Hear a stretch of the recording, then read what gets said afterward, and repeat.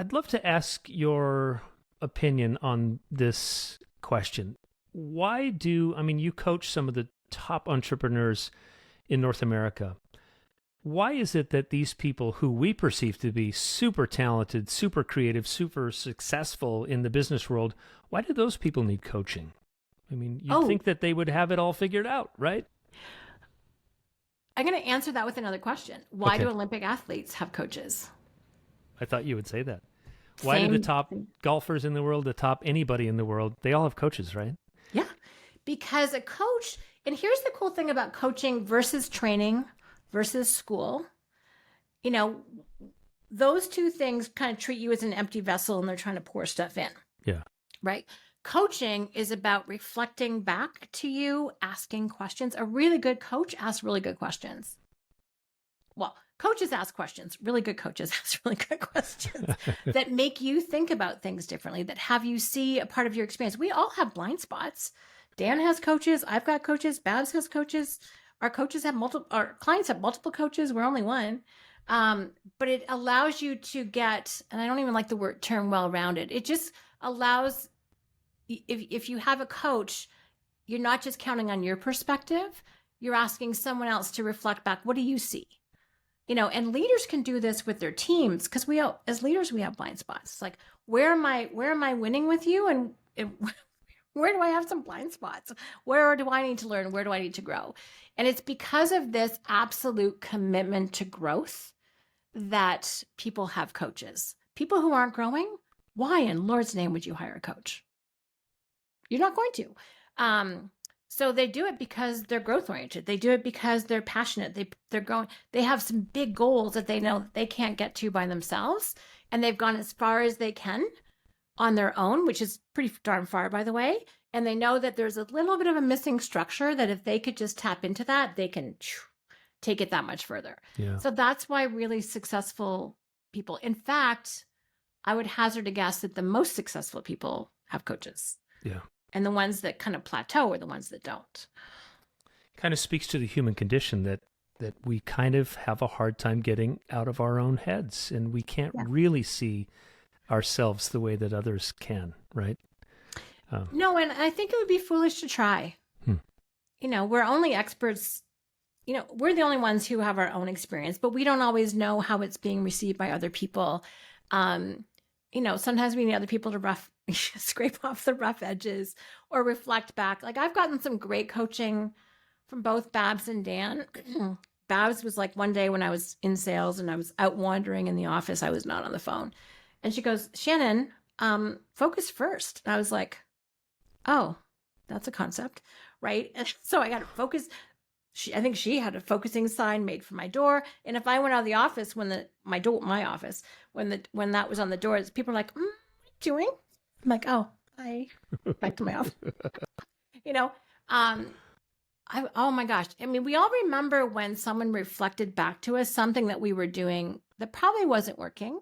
Now, the people who did it the best were ones that did it out of love and care and compassion, not to punish, not to be cruel or mean, but in our best interest. They were for us, right? We can all think back where you just made a course correction because someone said, know where you're trying to get to, but that approach is not working for you, right? And those hopefully are good friends, but it's also our coaches. So I think that's, or my favorite way of coaching is to reinforce what people are already doing well, because often they don't take it seriously. So it's like, do more of that. That is not, like with Dan will tell me 5 things or 3 things. I'm like, that idea, Dan, we need to do a podcast on that. That's an awesome concept. I want to hear more. And he's like, okay, right? I don't tell him what I don't think works. I tell him where I'm like, ooh, there's juice there. Yeah. Right? Like, that's also what a coach does. They reinforce what's already working well. Shannon, is there a client that you can remember over the years that was just an amazing story of, wow, how you took them from one level to the next level, and just something that jumps out at you? I'm going to talk about a friend of mine who's also a client. There are a few. Oh my gosh. I just watched a testimonial video. I just got a text from one of them. So there's a couple. There's one client that I work with. His name's Ben. And he invested in me actually him flying his team up to work with me over time. And so we did a whole self-managing company series of workshops. And he really credits that with having a self-managing and what we call self-multiplying company. He said, there's no way I would have been this free he said, I always would have stuck with financial services. There's no way that I would have been freed up enough to focus on my unique ability and list the 5 things that he does. There's no way that I would have bought 2 other companies in different, one's an accounting firm, one's a storytelling video firm, marketing. He said, there's no way that would have happened. And so you just get to see the freedom, back to what I was talking about, that is so much fun. My other friend, initial CB, is someone who went from being a second generation, maybe even third actually, and how he's just expanded his vision of what's possible, expanded his own strength as a person, being really clear on his values, his boundaries, now completely taken over the business, purchasing other stores. It's in the retail grocery store business, and just accelerating. And there's just so many stories, Mark. It's kind of impossible to narrow it down. But you just see how people, and the first person is growing at 30+% a year. Wow, this is not just happiness and not just light, airy, fairy things. This is practical money in your pocket, expanded free time, lots more vacations, lots more happiness, new babies, people fulfilling their dreams and their contributions. So yes, I can think of 2 right off the bat. Yeah. So is the common denominator that they maybe couldn't see what some of their abilities were or opportunities that were pretty obvious to you? It's not so much, it's not like we're walking around with our clients saying, oh, this is an opportunity for you. That's an opportunity for you. That's, first of all, they know their world's way better than we ever will. But it's more that how we can ask questions that will help uncover things. And Dan was talking about this today. He said, I love talking to people and asking, how did you get here? Kind of the story that you asked me. And how did you get here? And what did you notice? And what do you think that you did really worked? What would you never do again? There's a bunch of different types of questions you can ask. And as a result of talking it through, they have new insights into their experience. They have new insights about what did you do that really worked there? Could you do that again? Right? And they're like, oh, yeah, I could. Well, what would that look like? How long would it take? One guy, Dan was talking about, it was really funny. We did this in a podcast the other day. He asked a client about going to 10 times, because that's one of our concepts is going 10x. And we usually take revenue, but there's different ways to calculate it. And he goes, oh, I could never do that. And Dan goes, well, why? He said, well, I couldn't do it in 3 years. And Dan said, well, who said anything about 3 years? He said, Dan would say, well, what about 25 years? He goes, oh, wouldn't take me that long. Well, how long do you think it would take you? Oh, 15. Okay. And once you got to that 10x, then what do you think is possible? So, well, I think I could go another 10x in the next 10 years. So Dan's like, okay, 3 minutes ago, you just told me that there's no possible way you can go 10x. And in our conversation now in 25 years, you're 100x. Right? Wow. So this is a level of coaching that people can enroll in, that actually the goal is to go 10x of what they're doing right now as a business. It is. And so everyone starts with the strategic coach program. So this is the fundamental level, because you have to it goes back to experiencing more freedom of time and money.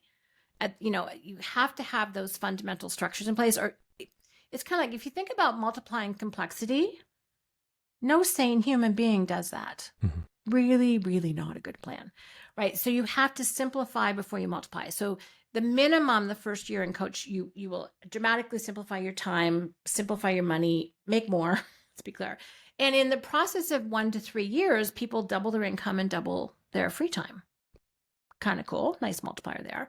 And then you're kind of freed up to think about 10x, right? So we call this a 10x ambition program. And then you want to be with other people who are going at that kind of accelerated level. You don't have to go to that level. You might be very content just doing the strategic coach program.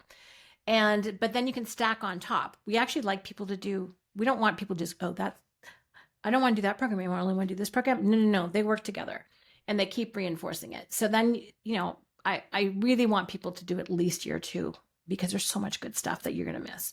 if you don't. So then you can stack on 10x. And that's kind of when you get to the self-multiplying company. So self-managing company is when it can kind of run without you and you're really freed up just to really help focus on future growth. 10x is when you kind of accelerate that process. And then minimum 2 years, often more, then the option is to go to free zone. And free zone is actually where you are free from competition. It is all about collaboration. And it's the highest level of entrepreneurship I have ever seen. It's pretty spectacular. It's a very, I call it the cool club. That may or may not be cool to say. But the people in there are just so much fun because they have so much freedom as an entrepreneur. And then they're just out there creating new value, transforming industries. It's pretty phenomenal to see that. And what they're actually doing by being freed up is they're getting back to that creativity and freedom that they had at the beginning of their career, right? 100%. Only with a whole new set of capabilities and teamwork and technology and knowledge and wisdom and motivation. They're actually even more ambitious than they were at the beginning. But they do have that kind of initial freedom when you were just making stuff up at the beginning because there was no structure. Now they are able to do that at so much of a higher level. And they're just having fun. It's really cool.